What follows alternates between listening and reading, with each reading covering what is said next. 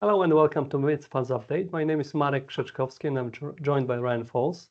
Today we will talk about market outlook and what happened within diversified funds last month. Starting with the US economy, one thing that markets are underestimating at this point is the amount of fiscal support and productivity gains that will extend the cycle forward. Now, here on the left-hand side is the chart of the GDP, real GDP, and a more timely Atlanta Fed GDP now. As you can see, we had a small technical recession in the beginning of the year, but more recently, the GDP numbers have recovered. And we expect that to continue going into this year and the end of this year. Now, what's driving markets and what will drive markets forward is of many factors, a strong stimulus that we can see from big, beautiful bill that Trump has introduced.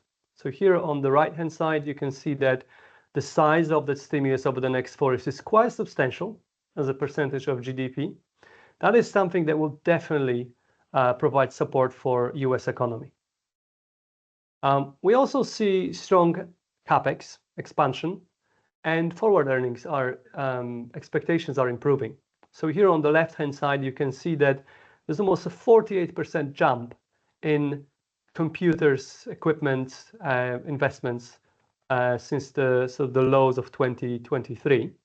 So that is quite substantial businesses investing in AI and basically technology. We think that moving forward, that will also be very supportive for the US economy.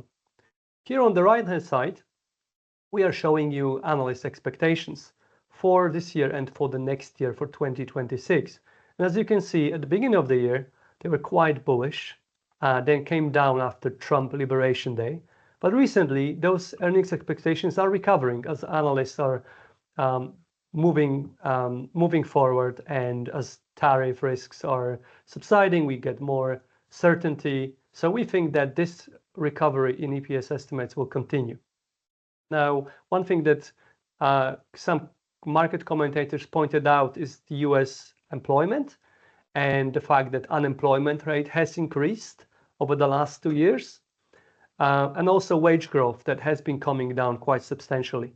For us, though, we don't think this is a sign of a recession. If you take the 4.1% unemployment number in the context of the entire US history and different market cycles, you would notice that that 4.1 number is actually quite low. So we don't see anything alarming there at this point.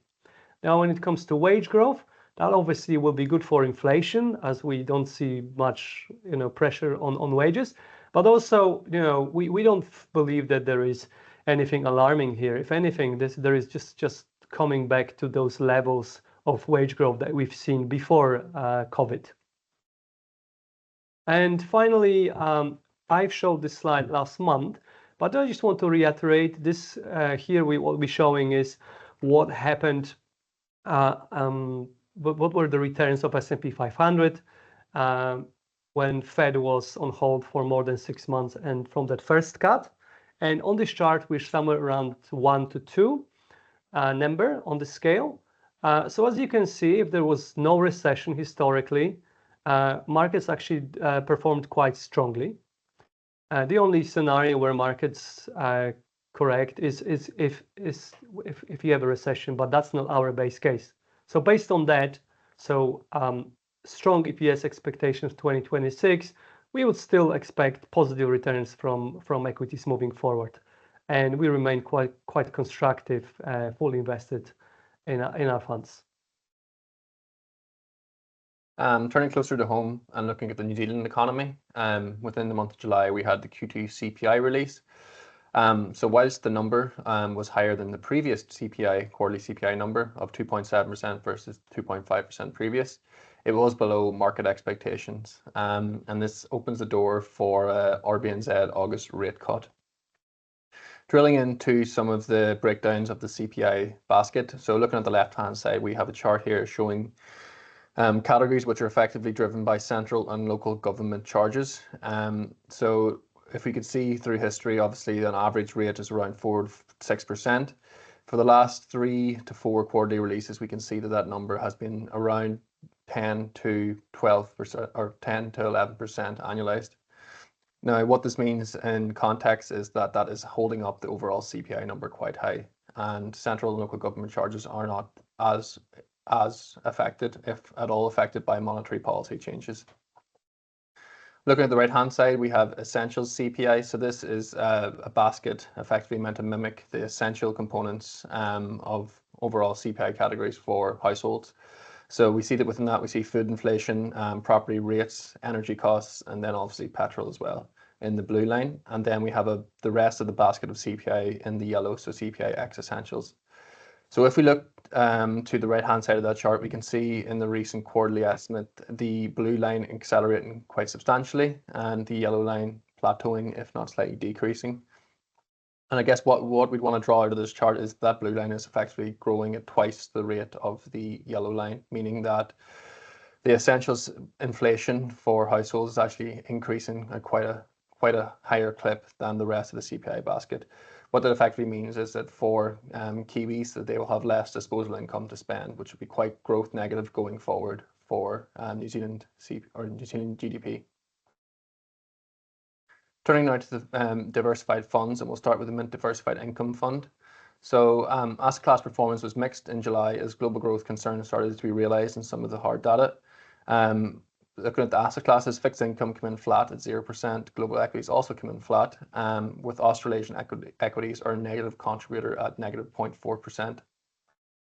Drilling down into the positive contributors at the fund level. So we have, within global equities, we have Oracle Corp and Thermo Fisher Incorporated with leading names for the month. Oracle was up 16.1%, and that continued a strong run into July after the market reacted positively to the company announcing that it was committing to 2 major AI infrastructure investments in Europe. Within Australasian equities, we had CSL Limited and Kiwi Property Group, and they were the top 2 contributors in July. CSL was up 13.1%, and that benefited from a wider rotation in the healthcare sector in Australia, with analysts revising price targets up during the month for CSL. And within fixed income, we've seen New Zealand yield curve steepen as short end rates compressed and long end of the curve rose in line with global moves. And this actually benefited or underweight the long end of the curve. Looking at the negative side, we have within global equities, Novo Nordisk and Charter Communications were the 2 main detractors from performance. Novo Nordisk was down 28.5%, and that continued its fall downward after announcing a cut to guidance on a recent earnings call, as it appeared to lose its edge in the weight loss drug market. Within domestic equities, we had Telix Pharmaceuticals and Clean Energy Transfer Fund, the 2 worst performers for the month. Telix was down 13.8%, and that dropped despite strong earnings after announcing to the market that they were subject to an SEC probe into disclosures around cancer treatment. And then finally, within fixed income, Clean Energy Transfer Fund bond detracted from overall performance, contributing negative 0.4%. Turning now to the Mint Diversified Growth Fund, and again, asset class performance was mixed in July. Australasian equities came in positive at plus 0.1%, with fixed income flat, and our global equities being our main negative contributor, negative 0.6% for July. Looking at the positive contributors within global equities, we had Oracle Corp again and Thermo Fisher. They were the 2 leading names of the month. Thermo Fisher Incorporated was up 15.4%, and that popped after a strong Q2 earnings announcement, with revenue and profit both beating expectations, and that was driven by its life sciences division. Again, in Australasian equities, we had CSL Limited and Kiwi Property Group, and they're the top 2 contributors. Kiwi Property Group was up 9.6%, and that was buoyed on a well-received set of results on the first day of the month. And then that was also followed by news that one of its flagship office building in Auckland's lease was being renewed for a further 9 years. Within fixed income, we've seen those New Zealand yield curves steepen as short end rates compressed and the long end of the curve rose in line with global moves. And then again, that benefited or underweight at the long end of the curve. Turning to the negative side, within global equities, we had Novo Nordisk and Charter Communications were the 2 main detractors. Charter was down 34.1%, and that sank after its Q2 earnings disappointed markets, with lower than expected earnings and revenue for the communication services provider, with its quarterly internet users also dropping 117,000. Within domestic equities, again, we had Telix Pharmaceuticals, that was down 13.8%, and that dropped despite those strong earnings and then the fact that they're subject to that SEC probe into disclosures around cancer treatment. Thank you for listening. If you have any questions, please send them to info@mintasset.co.nz.